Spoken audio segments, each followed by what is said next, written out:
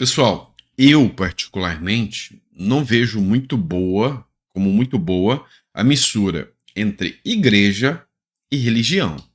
Eu tenho uma opinião pessoal sobre isso, que, sabe, a religião é uma coisa muito sagrada para se misturar com algo tão sujo quanto a política.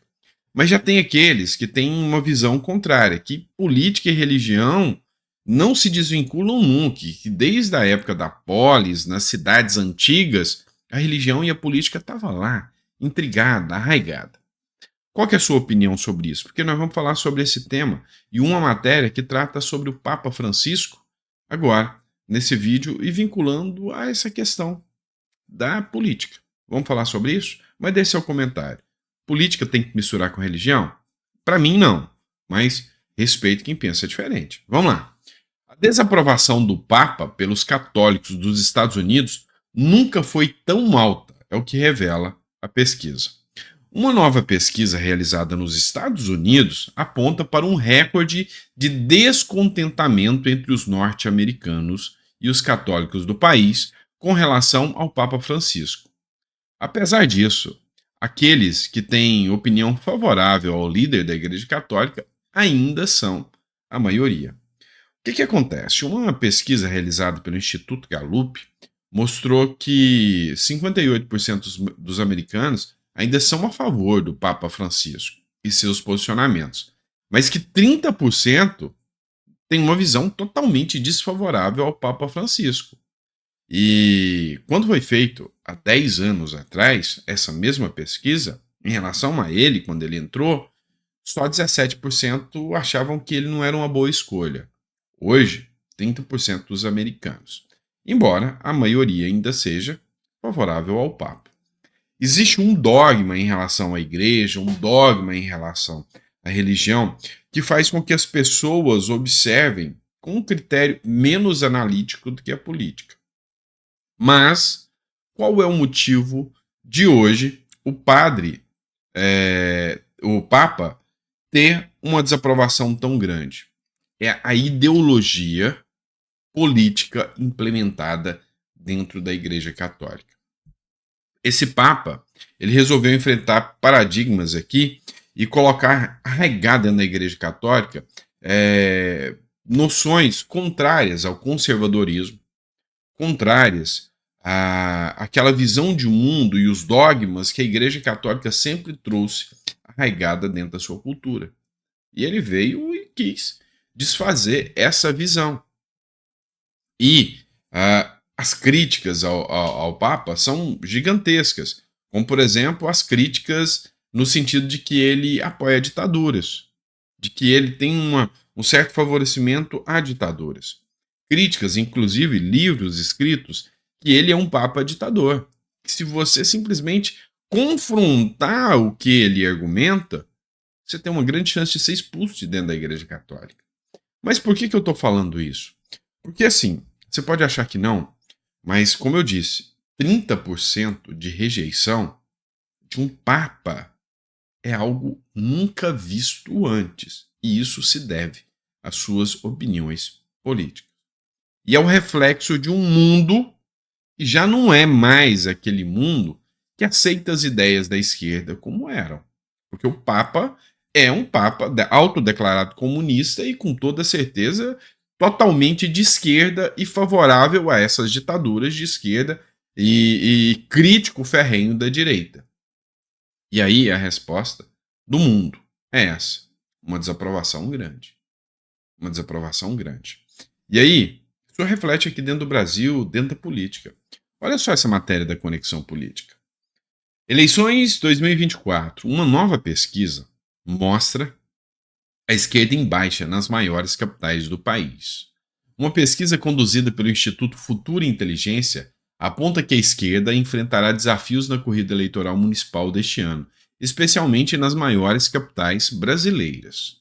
O levantamento abrange 15 capitais estaduais e os resultados revelam que a esquerda não foi citada como referência ideológica. Ou seja, hoje, o que se busca pela esquerda? Fazer o controle das mídias sociais e o controle do discurso da direita. Mas vamos lá, vamos ver outra matéria, só para você entender isso. Conexão política. Aliados de Bolsonaro registram alto índice de aprovação pelo país e devem pesar nas eleições de 2024. Com a chegada das eleições de 2024, os chamados cabos eleitorais terão um impacto decisivo no pleito deste ano. Além do tradicional apoio de figuras nacionais como Lula e Bolsonaro, o peso de figuras locais também deve ser decisivo. As principais pesquisas de opinião do país têm mostrado que os moradores das regiões centro-oeste e sul do país são mais simpáticos à administração de seus estados. Nessas regiões, avaliam o trabalho do seu governador como bom ou ótimo, 47% e 41% dos eleitores, respectivamente. Então, sul, sudeste, centro-oeste, esses terão uma eleição de apoiadores do Bolsonaro e mais à direita em massa. Nordeste, vem crescendo o anseio do povo do Nordeste por eleições de candidatos da direita. E aí, se eles tirarem as redes sociais hoje para essas eleições, o que vai acontecer? Eu explico para vocês o que vai acontecer. Vai atrapalhar um pouquinho, mas não se muda a visão de um povo de forma tão rápida assim. As mudanças sociais autoritárias, elas acontecem gradativamente, passar do tempo. E isso é o que vai mudar a visão do povo, vai mudar a visão das pessoas. E é com o tempo, passo a passo, gradativamente. É assim que funciona. Então, mesmo que tenha e vai ter, eu não tenho dúvidas, a regulação das redes sociais ainda para essa eleição de 2024, ainda assim, a semente da direita já foi plantada. E aí eu acredito que eles não vão conseguir barrar de forma tão fácil assim. Tá certo? Vamos lá. A última matéria que eu quero falar com vocês aqui é sobre o ex-juiz Sérgio Moro. Caso seja cassado, Moro pode tentar bancar a nova eleição para substituí-lo. Matéria do Correio Brasiliense. Vamos lá. Um grupo de advogados de esquerda defende que no caso da cassação de políticos, como o Moro, como o Deltan Dallagnol, eles terão que bancar a nova campanha para senador da República, no caso do Moro, ou Deltan, nova campanha, se precisar. No caso do Deltan, não que o outro substitui, mas no caso dos senadores, ele vai ter que bancar a nova campanha. Sabe de uma coisa? 30 milhões de reais o custo de uma campanha como essa, foi o que apurou. E eles querem que esses 30 milhões sejam cobrados do Sérgio Moro. Vem cá, já vi falar de muita coisa insana, mas isso aí extrapola os limites. Porque assim, o cara entrou, concorreu, se candidatou, ganhou. Tudo isso sobre o manto e sobre a fiscalização do Tribunal Regional, do Tribunal Eleitoral. E aí, depois que o cara entra, por decisão dos juízes, que é algo subjetivo demais, ele é cassado e ele tem que bancar uma nova eleição, 30 milhões de reais? Pois é. Isso aí a gente sabe que tem endereço certo. Essas novas apostas têm endereço certo. Você já viu alguém de esquerda, algum senador de esquerda ser cassado pelo TSE porque abusou eleitoralmente? Ou, por exemplo, o Lula vai ser cassado porque utilizou aquele grupo gigantesco lá de influenciadores digitais? Senador já foi cassado por isso. A chapa de senador. Então, assim, você tem que entender que cada vez mais eles querem atingir o cerne, ou seja, os recursos financiadores daqueles que são contrários a eles nas eleições. E aí é como o Lula disse, né? Aqueles que se opuseram a ele vão conhecer o inferno. Pois é, parece que sim. Mas nem tudo é só elogios para o Moro, não. Vamos lá. Matéria do Estadão. Com a aniquilação moral de Moro e da Lava Jato, tem-se como consequência a redenção moral de tantos quantos foram pilhados em falcatruas ao longo das investigações anticorrupção. A decomposição de Moro, desmoralizado por Bolsonaro e desqualificado pelo Supremo e possivelmente despejado do Congresso. Que fim melancólico para aquele que se dispôs a ser a palmatória do mundo. Vamos lá, vamos entender isso aqui. O Sérgio Moro hoje, ele se encontra numa situação, sabe, de uma dificuldade ímpar. Ele ainda tenta se arraigar ali no Senado, tenta entrar no discurso do sistema, abraçando o Dino, colocando ali emenda a favor da saidinha temporária para que a saidinha temporária não seja totalmente excluída. Ou seja, ali dentro do Senado ele mostrou que é literalmente um político.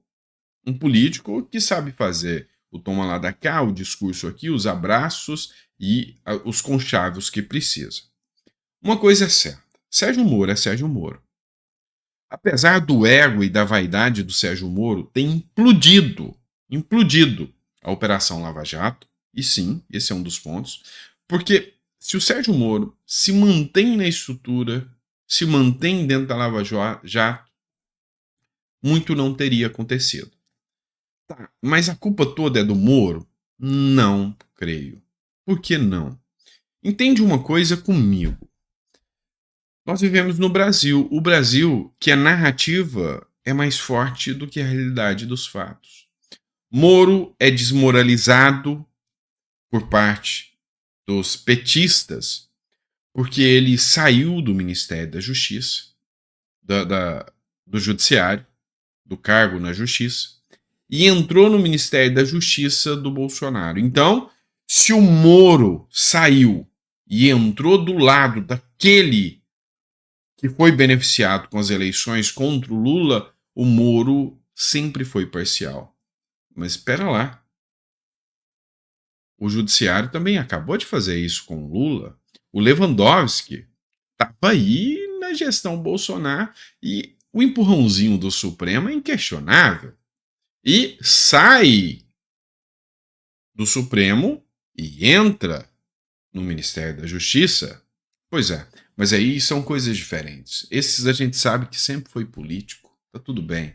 Ou seja, eu quero que mostre para vocês que não é a decisão do Moro de sair da política, de sair da justiça e entrar na política que o desmoralizou.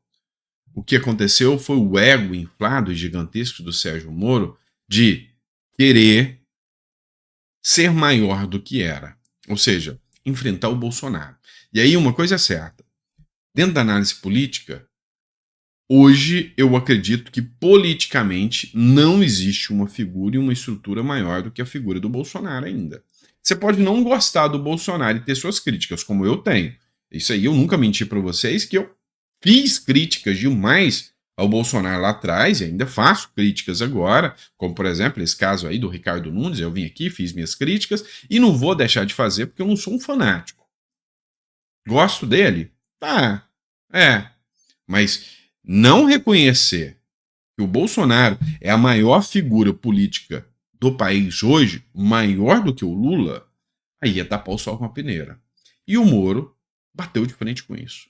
Então, hoje existe uma coisa. Eu citei o Arthur Duval, mamãe falei, no último vídeo. Ele é o tipo de cara que, sabe, ele entra em conflito. Hoje tem lados. Por quê? O Mamãe Falei, ele falou uma besteira gigante. Você deve lembrar do caso que era um deputado estadual em São Paulo, viajou para a Ucrânia e falou que as moças da Ucrânia são fáceis porque são pobres. Ele não foi caçado por isso. Ele foi caçado porque ele criticava demais a direita, lá de dentro da Assembleia Legislativa, e a esquerda. E na visão dele, é só o MBL e a visão do Arthur Duval funcionava. É por isso que ele hoje ainda é alinhado com o Moro. A visão deles é o quê? Uma visão, sabe, de um ego inflado. E às vezes você tem que entender que não é bem assim. Você tem que entender que nem sempre você é o dono da realidade. E você tem que entender que aqui é o Brasil. Aqui eles te caçam. E aí, por não ter apoio nem de um lado nem do outro, ele caiu. Hoje o Moro vai cair. Por quê? Porque ele desceu atirando contra o Bolsonaro. Se ele se mantém na linha de apoio ao Bolsonaro e fala, não, peraí, eu tô desse lado aqui, fico, hoje provavelmente ele não estaria na situação que ele está. Então, eu reputo aqui, de certa forma, ao ego do Sérgio Moro, sim, só que esse ego do Sérgio Moro fez, de certa forma, com que o Supremo, a esquerda, tivesse a narrativa perfeita. Perfeita. para trazer de volta todos aqueles da Operação Lava Jato, que a gente sabe que foi real. Mas, fazer o quê? Conseguiram. Quando você não tem como vencer um discurso, você desmerece o debatedor. E no caso, o Moro deu todos os sinais para ser desmerecido aqui. Infelizmente. Eu tenho essa visão. Você concorda comigo ou discorda? O que você acha? Você acha que o Moro é o mesmo da época do juiz? Ou você acha que o ego dele deixou ele maior dentro da política ali do que ele era? Ou seja, o ego era maior do que ele era e por causa disso ele mesmo cavou a sua própria cova e nessa cova que ele cavou, ele levou todo o manto da perseguição à corrupção junto com ele. Tá? A toga do combate à corrupção foi embora com ele. Eu tenho essa visão. E você? Coloca no comentário o que você acha sobre essa situação do Sérgio Moro. Tá bom? Obrigado, pessoal. Fica com Deus. Vejo vocês no próximo editorial.